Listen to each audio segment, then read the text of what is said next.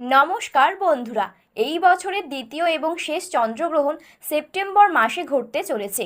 এটি একটি জ্যোতিষবিদ্যাগত ঘটনা। এবার আংশিক চন্দ্রগ্রহণ হবে। এর প্রভাব পড়বে ভারতসহ বিশ্বব্যাপীর জীবনে। বেশিরভাগ মানুষ জানতে চাইছে চন্দ্রগ্রহণ সম্পর্কে। কবে হবে এই গ্রহণ, তার সময় কি হবে, এটি কোথা থেকে দেখা যাবে এবং কোন সময়ে হবে, এটির প্রভাব কি হবে জানতে চাইছেন মানুষ। তো বন্ধুরা, বিস্তারিতভাবে জানতে হলে অবশ্যই ভিডিওটি শেষ পর্যন্ত মনোযোগ সহকারে দেখবেন এবং আপনি যদি চ্যানেলটিতে নতুন দর্শক হয়ে থাকেন তাহলে চ্যানেলটি সাবস্ক্রাইব করে পাশে থাকা বেল বাটনটি অল করে রেখে দেবেন পরবর্তী ভিডিওগুলো সবার আগে দেখার জন্য। তাহলে চলুন বন্ধুরা, আজকের গ্রহণ সম্পর্কিত ভিডিওটি শুরু করা যাক।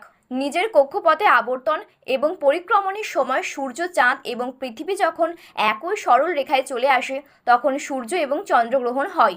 ধর্মীয় বিশ্বাস অনুসারে রাহু যখন চন্দ্রকে গিলে ফেলে তখন একটি গ্রহণ ঘটে। এটি একটি অশুভ ঘটনা বলে মনে করা হয়। গর্ভবতী মহিলাদের গর্ভে বেড়ে ওঠা সন্তানদের জন্য এটি অন্তত বিপজ্জনক বলে মনে করা হয়।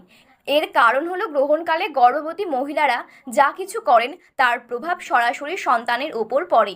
এই কারণে সূতক সময় শুরু হলেই গর্ভবতী মহিলাদের ঘুম ও খাওয়া নিষেধ করা হয়। তাহলে আসুন বন্ধুরা, জেনে নিই এই বছরের শেষ চন্দ্রগ্রহণ কী বারে এবং কোন সময়ে হবে।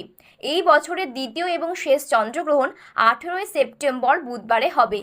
এটি একটি প্রেনেম্বাল গ্রহণ যা ভাদ্রপদ মাসের পূর্ণিমা তিথিতে ঘটবে। 18 সেপ্টেম্বর সন্ধ্যা 6:11 চন্দ্রগ্রহণ শুরু হবে এবং এটি চলবে রাত 10:17 পর্যন্ত, অর্থাৎ প্রায় 4 ঘন্টা। তবে বিভিন্ন দেশে এর সময় পরিবর্তিত হবে। ভারতে কি দেখা যাবে চন্দ্রগ্রহণ, এবার আমরা তা জেনে নেব। বিশ্বের কোথাও এই গ্রহণ দৃশ্যমান হবে 17 সেপ্টেম্বর, আবার কোনো কোনো অংশে দেখা যাবে 18 সেপ্টেম্বর।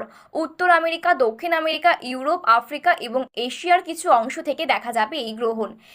এটি একটি প্রেনেম্বাল চন্দ্রগ্রহণ হবে যা ভারত থেকে দেখা যাবে না, তবে এটি আর্কটিক, ইউরোপ, উত্তর দক্ষিণ আমেরিকা, আফ্রিকা, আটলান্টিক মহাসাগর, আর্জেন্টিকা এবং ভারত মহাসাগর থেকে দেখা যাবে।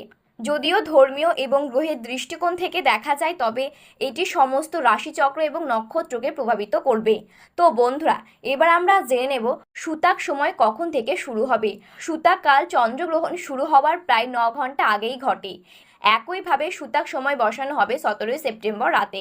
এই সময় মন্দিরের দরজা বন্ধ থাকে। ধর্মীয় বিশ্বাস অনুসারে সূতক সময়ে কোনো শুভ কাজ করা উচিত নয়। এছাড়াও গর্ভবতী মহিলাদের খাওয়া থেকে শুরু করে সবজি কাটা থেকে শুরু করে রান্না করা পর্যন্ত এই সমস্ত কাজ এড়িয়ে চলাই উচিত।